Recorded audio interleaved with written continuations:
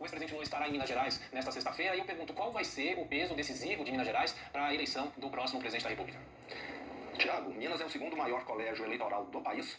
Infelizmente, o presidente Lula foi o mais bem votado lá no primeiro turno. Mas eu saliento que é uma eleição muito diferente, primeiro e segundo turno. Por quê? Porque os prefeitos, e vale lembrar que Minas tem 853 municípios, estavam muito focados em eleger o seu deputado estadual e federal no primeiro turno. E como nós já resolvemos essa questão e também a de governador, agora grande parte dos prefeitos estão focados apenas na questão presidencial. E em Minas Gerais, a maioria dos prefeitos querem ver o diabo e não querem ver o PT. Porque na gestão PT em Minas Gerais, que foi encerrada há 4 anos atrás, nós tivemos um total desrespeito aos gestores municipais. Eles deixaram de receber os repasses de ICMS, de IPVA, de Fundeb, coisa que nunca aconteceu no Brasil. Com isso, muitas cidades em Minas quase quebraram, foram à falência. Os gestores municipais, eles deixaram de receber os repasses de ICMS, de IPVA, de Fundo Social. E em Minas Gerais, a maioria dos prefeitos querem ver o diabo e não querem ver o PT. Porque na gestão PT em Minas Gerais, que foi encerrada há 4 anos atrás, nós tivemos um total desrespeito aos gestores municipais. Eles deixaram de receber os repasses de ICMS, de IPVA, de Fundeb, coisa que nunca aconteceu no Brasil. Com isso, muitas cidades em Minas quase quebraram, foram à falência. Nós tivemos casos de cidades que, em vez de pagar a folha de pagamento, fornecia cesta básica ao servidor público municipal. E casos de prefeitos que renunciaram, que adoeceram e até que suicidaram em Minas. Então é só refrescar um pouco a memória do mineiro, que essa votação do primeiro turno vai mudar muito no segundo. Ricardo Salles. Zema, você incontestavelmente é a maior autoridade hoje do Partido Novo, representa o segundo mandato do segundo maior colégio eleitoral do Brasil, um governo exemplar, não é? E, infelizmente, a gente tem assistido reiteradamente o mau exemplo do fundador do Novo, que não só manipulou o Diretório Nacional, perseguiu pessoas que não concordavam com ele, não apoiou a sua primeira eleição, não apoiou a sua reeleição, enfim, e culminou, né, com esta vergonhosa declaração de voto em Lula. Pergunto, não está na hora do Partido Novo expulsar João Amoedo e tomar definitivamente um rumo melhor para que atinja aquilo que pretendeu ser desde a sua fundação? Salles, eu concordo com você. Me parece que o Amoedo, uma pessoa que teve lá atrás, há 8, 10 anos atrás, uma ideia excepcional, que é fundar um partido propositivo, um partido de princípios, de valores, se perdeu no decorrer do caminho. Isso aconteceu, na minha opinião, e você assistiu, você ainda era ministro na ocasião, e ele começar a atacar de forma assim consistente o presidente Bolsonaro. Tudo que o presidente fazia estava errado. O que já demonstrava naquele momento ali, parece um certo sentimento de perseguição, né, e não mais de princípios. Então me parece que ele próprio esqueceu aquilo que ele ajudou a escrever no passado. Mas eu tenho certeza que quem está no Novo não esqueceu, porque está muito bem escrito lá. O que o Novo quer, o que eu quero e o que a maioria dos brasileiros querem é o contrário do que o PT já fez e vai fazer de novo caso venha a ser eleito. Então o consenso vai prevalecer. Já tenho contato com muitas pessoas do Novo que falaram, ele tem de ser expulso porque ele hoje não só não representa o partido, como também se tornou um peso, um ônus, alguém que só tem contribuído para atrapalhar o Partido Novo. Governador de Minas Romeu Zema, pergunta agora de Diogo Schelp. Governador, bom dia. Você falou anteriormente que, infelizmente, a maior parte dos eleitores em Minas Gerais deram voto a Lula, né, e menos em Bolsonaro. Curiosamente, inclusive, em 476 municípios do estado, o senhor venceu, né, teve mais votos, assim como Lula venceu, teve mais votos. A que o senhor atribui esse fenômeno que às vezes é chamado de luzema, né, dos eleitores que votaram no senhor, né, que viram qualidade e mérito no seu trabalho, mas que também votaram em Lula? Diogo, esse fenômeno eu encaro ele com naturalidade. Nós fizemos um governo com muitas entregas nesses últimos 4 anos. Eu sou muito próximo do interior do estado, de todas as regiões. O lugar que eu menos fico no meu governo é no meu gabinete. Então estou sempre presente. Mas Minas Gerais é um estado de transição. Nós temos uma parte expressiva do estado, o leste, o nordeste e também o norte, que se assemelham muito ao nordeste do Brasil, onde o candidato Lula tem uma boa popularidade. E, consequentemente, ele foi bem votado. O eleitor é muito pragmático, mas nesse segundo turno nós estamos refrescando a memória do mineiro. Lembrando como 2015 e 2016 foram anos terríveis, e isso depois do PT estar no governo federal há 14 anos e ter fabricado a maior recessão da história do Brasil. Sem pandemia, sem guerra na Ucrânia, no momento em que o mundo crescia. Então é só questão de refrescar a memória para o mineiro voltar a ter noção do que realmente é melhor para ele. Bom, agora a pergunta é de Roberto Mota. Mota. Bom dia, governador. Parabéns por sua reeleição. Como um dos criadores do Partido Novo, eu tenho orgulho de ver o surgimento de um líder com a sua estatura, capacidade de gestão e principalmente fidelidade aos princípios originais do Partido Novo. E falando em gestão, como o senhor compara, em termos de gestão pública, as duas alternativas que o eleitor terá nesse segundo turno das eleições? Mota, na minha opinião, está muito visível. Nós sabemos que existe o partido da companheirada, né? Quem vai assumir ministérios, postos-chave serão os companheiros, tendo ou não qualificação, e a maioria não tem, nós temos de deixar isso muito claro. E nós temos a opção do presidente Bolsonaro, que está muito claro aí, tem um ministério muito mais meritocrático, com pessoas que têm condição. Eu, como governador de Minas, nesses últimos 4 anos, estive com um número, praticamente com todos os ministros, e posso atestar que todos eles têm muita condição de estar à frente das suas pastas. Então tem uma diferença muito grande. O Brasil terá um retrocesso enorme se nós voltarmos aí a ter um ministério da companheirada. E vai lembrar, vai ser um ministério que vai crescer, muitas pastas novas serão criadas para poder abrigar esse pessoal que pertence ao PT. PT. Governador Zema, qual a opinião do senhor sobre a censura que a Jovem Pan está vivendo imposta pelo TSE? O senhor se lembra de caso parecido? Como vê o assunto também, regulação de mídia? Eu fiquei estarrecido com essa questão. Eu não me lembro muito bem de caso parecido, não. Deve ter acontecido quando eu era criança, talvez na época da ditadura militar, que talvez tenha ocorrido algo semelhante a isso. É algo que deve servir de alerta para o povo brasileiro. Se alguém está querendo tomar alguma medida autoritária, é quem está fazendo essas medidas. Não é o nosso candidato à presidência de forma alguma, o presidente Bolsonaro. Quem está querendo amordaçar, calar a boca dos meios de comunicação, é quem fez essa medida. Governador, no começo da gestão, o senhor só enfrentou muitas dificuldades, pegou uma máquina pública com muitos desafios, com salários atrasados, houve também a tragédia de Brumadinho especificamente também, que trouxe muita tristeza para Minas Gerais, enfim. Eu pergunto, essa correção que o senhor conseguiu fazer e o que projeta para os próximos 4 anos em relação à arrecadação, aos cofres públicos do Estado e também já pensando numa reforma tributária que o Brasil precisa? Nesses 4 anos, eu sempre menciono, nós conseguimos colocar o trem novamente em cima dos trilhos. E nesse segundo governo agora eu tenho obrigação de fazer um melhor do que o primeiro, porque o trem já está nos trilhos e agora é fazer com que ele tenha uma velocidade maior. Então nós vamos continuar muitos dos projetos já iniciados nesse primeiro governo. Eu posso citar aqui que já reformamos 1.400 escolas, vamos reformar mais 2.000 escolas no segundo governo. Lembrando que são escolas que estavam numa situação terrível.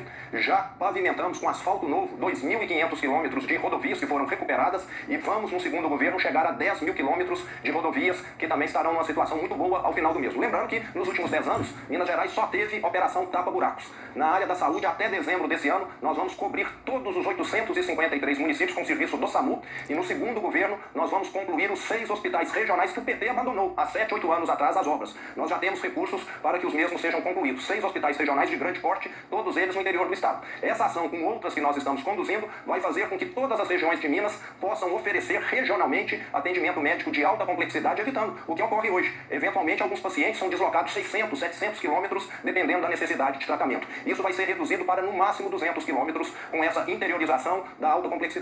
E a última parte, com o regime de recuperação fiscal, que nós já tivemos a adesão via judicial, é um caso inédito no Brasil, que o Supremo julgou, e ficou muito claro, havia omissão legislativa. Um projeto que eu enviei no início do meu governo, o presidente da Assembleia Legislativa de Minas, por uma questão de politicagem, não deixou sequer os deputados analisarem esse projeto e ele ficou engavetado lá desde o início do meu governo. Mas o Supremo, o ministro Nunes Marques, foi atento a essa questão e autorizou Minas a aderir ao regime de recuperação fiscal. Com isso, a nossa dívida vencida de 50 bilhões de reais, em vez de ser paga em 5 anos, será paga em 30. E isso vai possibilitar novos concursos, a continuidade dos investimentos, a recomposição anual dos salários do funcionalismo público. Bom, mais um rápido giro com os nossos comentaristas, Ricardo Salles. Zema, um dos temas que eu tenho visto nas discussões de pessoas que votaram na terceira via, Tebet, Ciro, Luiz Felipe Dávila, etc., pessoas que dizem que o Brasil corre risco contra a democracia com a candidatura de Bolsonaro e, por outro lado, teria uma visão mais pró-democracia no grupo do PT. E o argumento, na minha opinião, evidentemente não se sustenta. Eu gostaria de ouvir a sua opinião. Há algum risco à democracia, ou se colocou em risco a democracia nesses últimos 3 anos e meio que nós vimos a administração do presidente Jair Bolsonaro? Salles, não há nenhum risco à democracia no Brasil com a reeleição do presidente Bolsonaro.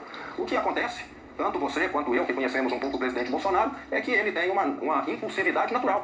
Muitas vezes aquilo que ele fala pode chocar, pode dar a entender alguma coisa, mas nós sabemos que ele é uma pessoa bem intencionada, que quer o bem do Brasil. Eu temo muito mais o candidato Lula, que é companheiro, amigo de Daniel Ortega, de Nicolás Maduro e de alguns outros ditadores aí, que sempre têm o caminho do autoritarismo. Partido de esquerda como o PT e autoritarismo rimam muito bem. Então fica aqui um alerta para todos nós brasileiros de que se quisermos ter um futuro democrático, um futuro onde a população vai poder opinar, isso não se dará com o PT. Governador de Minas Gerais, Romeu Zema, presente hoje conosco aqui no estúdio do Jornal da Manhã. A gente segue a entrevista com uma pergunta de Diogo Schelp. Governador, certamente, quando os historiadores olharem esse período dos últimos 4 anos, o tema principal será a questão da pandemia. Foi essa grande tragédia sanitária que acometeu o Brasil. Os governadores tiveram um protagonismo muito grande nesse período todo. O senhor, como governador, inclusive, chegou a receber crítica de pessoas do grupo político do presidente Jair Bolsonaro pela gestão da pandemia. Eu queria saber, olhando em retrospecto, o que foi feito, especificamente em Minas Gerais, se tivesse que enfrentar novamente uma situação como essa, o que o senhor faria de diferente? Com relação ao tratamento da pandemia, realmente há uma diferenciação entre aquilo que eu fiz em Minas e o presidente Bolsonaro fez no Brasil. Eu alicercei todas as minhas decisões junto à minha equipe da saúde, o meu secretário de saúde, e como não sou nenhuma especialista na área da saúde, eu dei total credibilidade às decisões técnicas deles. Então eu acredito muito nessa questão do governante estar alicerçando as suas decisões em pessoas que são especialistas. Tanto é que Minas Gerais, dentre os estados do Sudeste, do Sul e do Centro-Oeste, foi o estado que teve a menor taxa de mortalidade do Brasil. Então eu faria novamente aquilo que foi feito, baseado na ciência. Roberto Mota, mais uma pergunta, Mota. Governador, uma das ideias fundadoras do Partido Novo é a defesa das liberdades individuais, especialmente contra políticos que usam a máquina do Estado para tirar dinheiro do bolso do cidadão e para criar todo tipo de burocracia e dificuldade para quem quer trabalhar e empreender.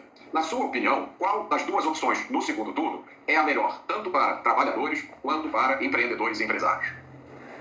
Tem uma resposta que já diz tudo. Durante o governo PT em Minas Gerais, de 2015 a 2018, o Estado perdeu mais de 200 mil cargos com carteira assinada de acordo com o CAGED, do Ministério do Trabalho.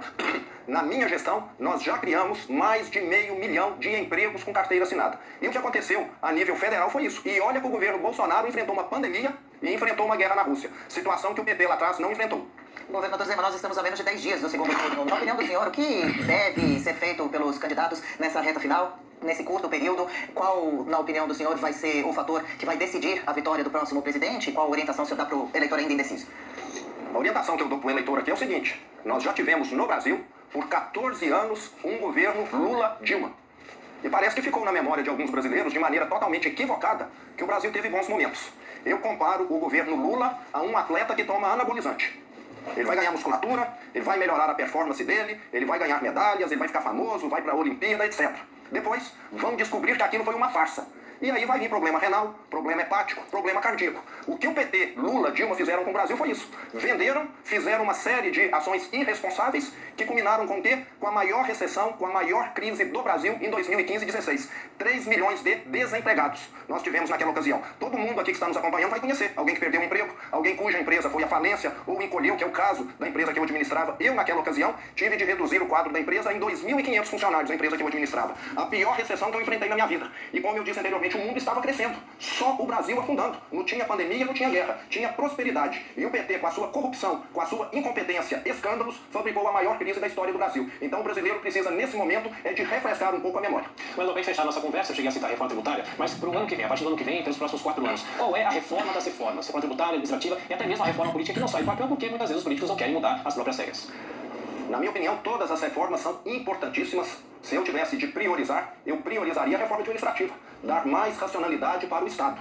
Isso já faria com que o déficit público previsto para os próximos anos já tivesse uma reversão.